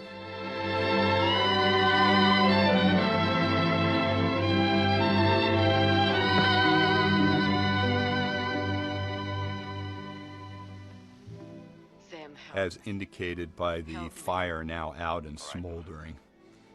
Tell me. Talk. Unlike Stanwyck, both Elizabeth Scott and Kirk Douglas said Heflin was very supportive and helpful to them during the production. But Barbara Stanwyck was case-hardened, tough as nails. She had a lot of bad things happen to her. I remember interviewing Robert Wagner, who had a long affair with Stanwyck in the 1950s, that she eventually ended because of their age difference and the potential scandal. RJ told me that Stanwyck had a scar on her chest where Al Jolson burned her with a cigar after she rejected a crude advance from him backstage when she was on the chorus. She survived a horrific marriage to Frank Fay, who was a huge stage act in the 1920s. Fay was the original monologist that was copied by Bob Hope, Jack Benny, Milton Berle, and others. When Stanwyck came to Hollywood in 1928-29, it was because Fay got a movie deal with Warner's. She didn't really want to come, but she did get a contract for a picture. As it turned out, his career foundered and hers took off. Fay became a violent alcoholic who was physically abusive to Barbara. She took it as long as she could. She was in love with him, but the joke around Hollywood became, who had the biggest prick in town? Barbara Stanwyck. She finally divorced Fay after he endangered their adopted son Dion and generally became a maniac. Stanwyck also was a rock-rib Republican. She was shy personally. She hated the Hollywood glitz and phoniness, but could be extremely generous and fanatically loyal to her friends and family. But she was one of those people who, because they made it the hard way, she felt that everybody else could and should travel the same route that she did. Oh, Sam, please! And now, as Martha, Stanwyck plays the part of being blackmailed into marrying Kirk by Kirk and his conniving father.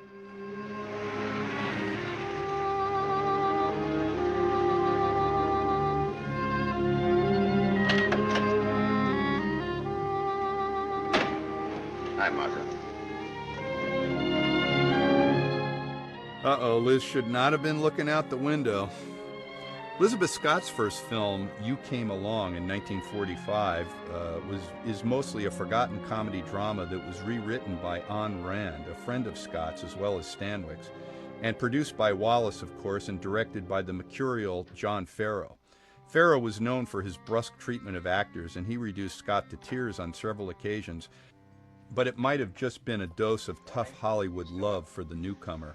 It's a very sentimental film with Scott falling in love with the terminally ill war hero pilot played by Robert Cummings. What I liked was that after Bosley Crowther savaged the picture and Scott in his New York Times review, Scott got Crowther on the telephone and gave him a piece of her mind. It was Crowther's habit to write personally insulting critiques about actors and filmmakers, so it was nice to see him get somewhat of a comeuppance.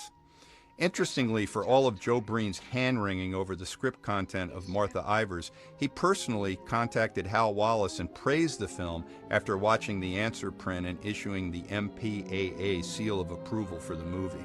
Wallace sent a wire to Paramount on January 10, 1945, stating that he was elated at Breen's enthusiasm over Martha Ivers. He's proven so right on our past pictures. By past pictures, Wallace was doubtlessly harking back to Casablanca when he was holding sway at Warner Brothers. After watching Casablanca, Breen phoned Wallace and told him that the picture was one of the best Hollywood movies he'd watched in years. So Breen wasn't totally lacking in either taste or acumen. Well, that's what I came in to tell you about.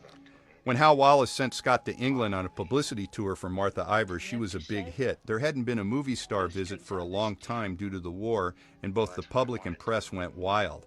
A telegram from Paramount's rep to Wallace on June 12, 46 stated, "London press has really taken Elizabeth to heart. Stop. Front page on all evening papers. Stop. Big photographic coverage in dailies. Set for 2 broadcasts and television. Complete schedule arranged. Stop. She really has that thing." While PR communications are no doubt exaggerated, I read some of these English clippings, and there was no doubt that Scott and Ivers scored big with the public and the press in the UK. I'm sorry I said that, Tony.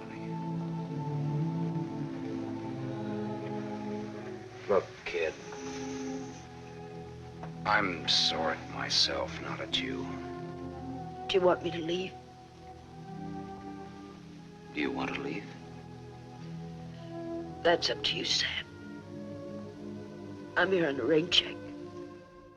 I'm here in a rain check. Heflin's on-screen sincerity was always convincing. That's the way we wanted it. And now? I'm not sure. I'm just not sure. Cue the Torn Between Two Lovers soundtrack. But actually, Heflin should have known better at this point.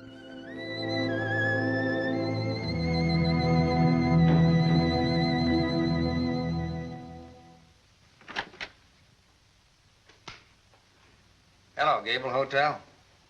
I want to speak to Sam Masterson. Put that phone down. Hello, Sam. This is Walter.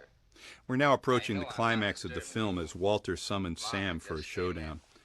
Along with John Wayne, Ward Bond, Walt Disney, Hedda Hopper, Robert Montgomery, King Vidor, and others, Barbara Stanwyck was also a member of the Motion Picture Alliance for the Preservation of American Ideals.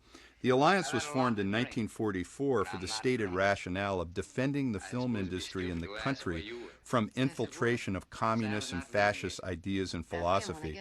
Although Stanwyck certainly wasn't a shrill right-winger who went looking for communists under various Hollywood beds like Hopper and Bond and Walter Brennan, she and her husband, Robert Taylor, were both staunch conservatives, with Stanwyck supporting the UAC investigations into Hollywood. Both of them detested Franklin Roosevelt's New Deal programs. Stanwyck's biographer, Victoria Wilson, chronicled how Stanwyck didn't voluntarily join the Screen Actors Guild. She had been a member of Actors' Equity because of her stage work in New York, but she didn't approve of organized labor or unions. When SAG and Actors' Equity became affiliated in 1934, Stanwyck received a letter stating she would be suspended if she didn't join the Guild. Similar letters were sent to Elizabeth Allen, Rosalind Russell, and Claire Trevor. Stanwyck didn't respond, and then the Guild finally sent her name to Actors' Equity requesting that she be suspended. Finally seeing the light, Stanwyck joined SAG and was elected a senior member of the Guild. It's a good kind of trouble. And now? Now what? Sam, I saw her. You're going to get hurt. Leave her, Sam. Leave this town. Even without me, but leave. I can't. At least not just yet. Van's got unfinished business, and Liz and Van part company, or do they? Hal Wallace controlled everything about Elizabeth Scott's publicity and career while he had her under contract. He either approved or disapproved of every photograph, every hairstyle, every promotional opportunity, every magazine layout, every advertisement, every detail. Being the lover of a producer like Wallace was doubtlessly a difficult proposition for Scott. Kirk Douglas said working with Scott in I Walk Alone was problematic. Very often she'd be in his office for a long time and emerge teary-eyed and be difficult to work with for the rest of the day. Wallace nitpicked over everything having to do with Miss Scott. A typical instance was a Wallace memo to Al Wilkie, a publicity underling, about a Scott photo layout in August 1945, saying, "I don't like the layout and photoplay. I don't think the pictures are particularly good, and I certainly don't like her being used as a commercial model for $3.98 dresses with direct advertising for department stores." Wallace wanted everything to do with Elizabeth Scott to be high class, but it was his way or the highway. In a way, he was a lot like Martha Ivers as far as being a controlling personage. Or I'll take a mental test. Any question like, what is my... And here's where Kirk decides to give Van the lowdown on his wife with all of the gory details. Van Heflin's career continued to thrive after he left MGM in 1949. Nearly everyone associates Heflin with Shane, one of the all-time great westerns, and rightfully so. However, one of his finest performances, arguably the best to me, was in The Prowler in 1951. One of the most subversive films ever to come out of Hollywood. It was really a perverse take on the American dream. Heflin plays a psychotic cop who knocks off Evelyn Keyes' husband, marries her to buy a cheap truck stop hotel, and then finds out right after the marriage she's pregnant. I remember watching The Prowler with actress Marcia Hunt, who knew and admired Heflin tremendously. They had co-starred in MGM's Kid Glove Killer in 1942. When the theater lights came up, Marcia turned to me and said, "I never knew Van could play that type of character." Heflin was quoted as remarking about his Prowler turn, playing a character named Webb Garwood. "He's someone I could have possibly become," indicating that perhaps Van Heflin did possess some interior dark alleyways. You're the one and only man who shares with me the only claim I have on it. Boy, oh boy, does Kirk know his wife. And this finale here is really where Kirk Douglas showed everyone that he definitely had the acting chops in front of the camera to make it big in Hollywood. That's a lie. Your old man Foster. How long do you expect her to go on paying off? Forever. Whatever happens to you, you've got coming. What can happen, Sam? Shall I tell you? She'll try to get you to kill me. Like she got me to send an innocent man to the gallows.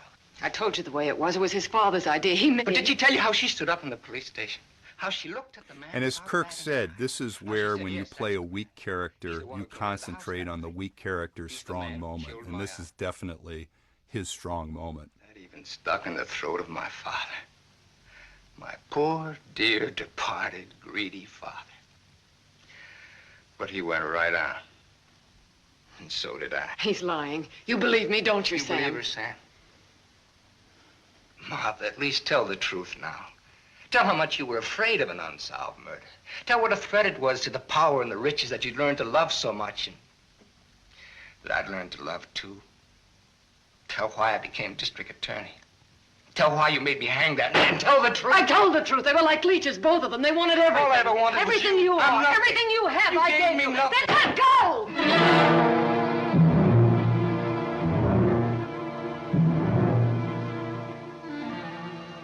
You're insane. You're out of your mind. Notice how Heflin listens while Douglas is talking. He just doesn't wait to say his line. He's into the scene. It'll have to be you or me. And I love how he grabs the coat and Heflin glances at his hand as if it was no account whatsoever.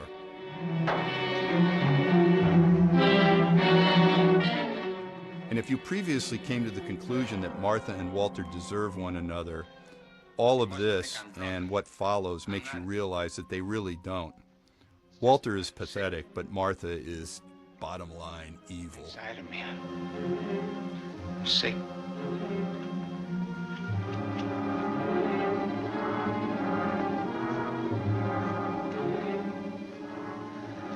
Martha, help me. Please.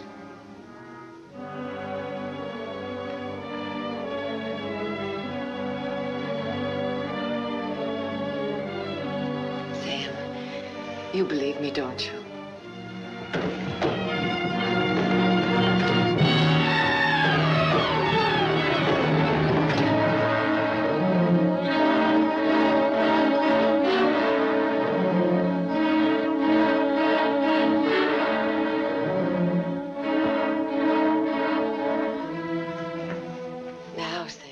Same stairway. Babs wants a rerun of Judith Anderson. But where's the club? Everybody knows what a heavy drinker he was. Oh, Sam, it can be so easy. Boy, she's really pitching.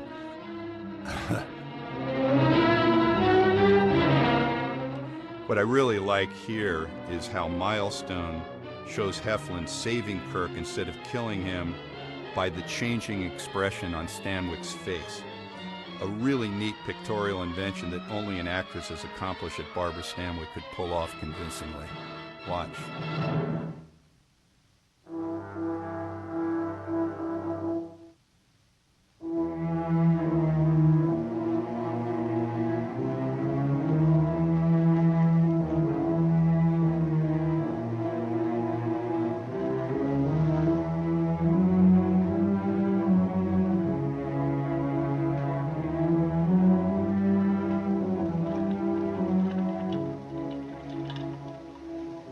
You loved me.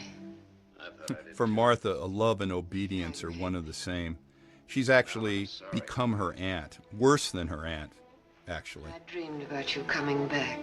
Your whole life has been a dream. I thought you'd be the Sam I knew as a child. Martha, you're sick. I could run to you when I was in trouble. In your mind, I mean, that's where you're sick. And you'd help me. So sick that you don't even know the difference between right and wrong anymore. You've killed. It says so in your record. I've never murdered. That is a great line. There is a world of difference between killing and murder.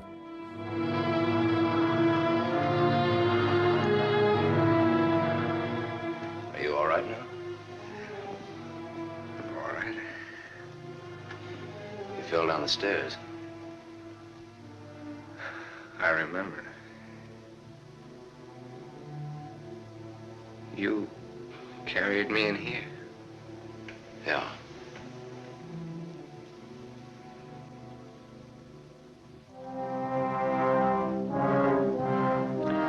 You had your chance, Sam. It is film noir. When all else fails, pull a gun. The one between life and death. You said I didn't know the difference between right and wrong. What's right for Walter and myself? For us to tell the truth? I think so, yes. And hang for it? You wouldn't hang for it. Not if you confessed. You'd do time, sure. Sure, I'll rot in prison for the rest of my life. And for what? What am I guilty of? Murder. What were their lives compared to mine? What was she? Here's Rawson's final thrust against those who run the system. The rich and powerful have this sense of entitlement, that their lives would mean just as much as anyone else's would never occur to someone like her. Neither one of them had any right to live. Martha Ivers would make a great politician, come to think of it. Bye, Martha. Sam. Sam's going away. Did you hear what I said, Walter? Yes, I heard you. We can't let him go, can we?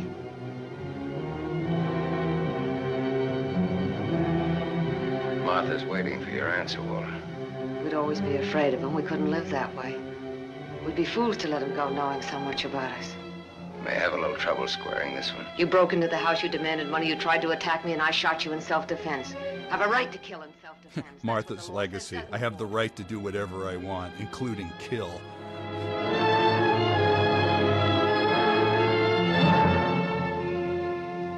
Isn't that what the law says, Walter? It'll hold up, Walter. I'm a man with a police record.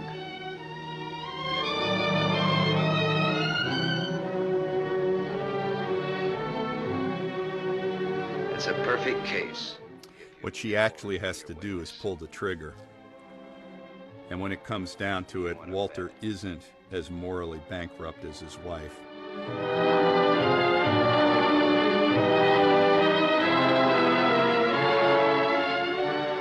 I feel sorry for you. Both of you.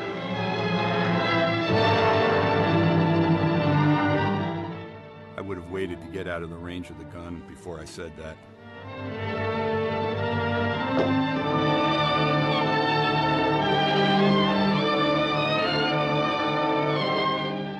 Barbara Stanwyck was nominated 4 times for the Academy Award as Best Actress for Stella Dallas, Ball of Fire, Double Indemnity, and Sorry Wrong Number, which was made 2 years later, also with Hal Wallis producing.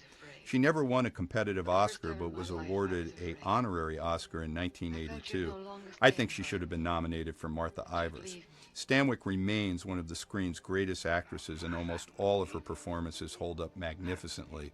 It's notable that when Stanwyck received her 1982 award, she went out of her way to thank the people behind the camera, including the stunt men and women whom she said taught me so much.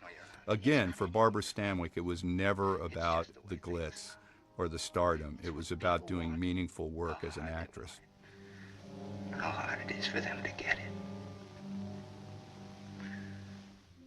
For me, it's hard to believe that Kirk Douglas has finally left the stage, dying last year in 2020 at the incredible age of 103. I'll always remember the day I spent with him. Before we started rolling the cameras on his introduction, I asked Kirk if he wanted me to ask him any questions. He said, "Nope, I know what I want to say. They used to call me One Take Douglas. You be the judge." After Kirk said what he had to say about Martha Ivers faultlessly at age 93 and after a stroke, I cut the camera. Kirk looked at me and grinned and said, "What do you think? Pretty fucking good, aren't I?" We both laughed. Kirk was something else. He actually sent me a thank you letter that stated, "Remember that one take is better than many takes. You did a good job." They don't make them like Kirk Douglas anymore.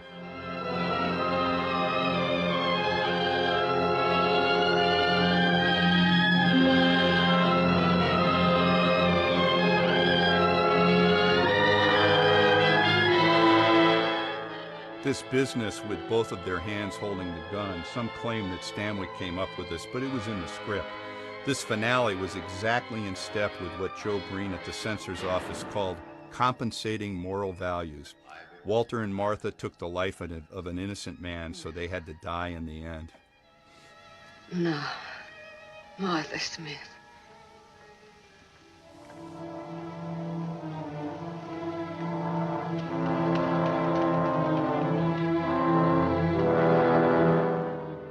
Walter ends the tragedy.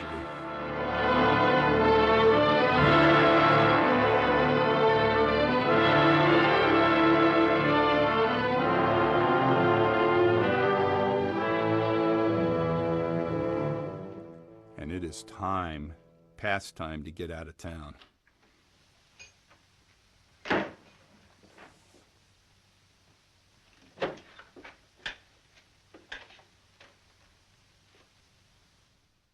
And Elizabeth is still waiting. When I sat with Elizabeth Scott at the Academy, she seemed somewhat uncomfortable. I mentioned what a thrill it was to finally meet her personally and how much people there appreciated her being there. When I asked her how she felt about all this, Scott responded that she was quite nervous about her appearance. I reached over and gently squeezed her hand and said, "Don't be, you're among friends." She gave me that smile and said, "Thanks, Alan." And I'll always have that memory as well. Sam's wife. Not Lot's wife, Sam's wife. Sam's wife. And what a nice fade out to a great picture. This has been Alan K. Rohde. Thanks for listening, and I'll see you at the movies.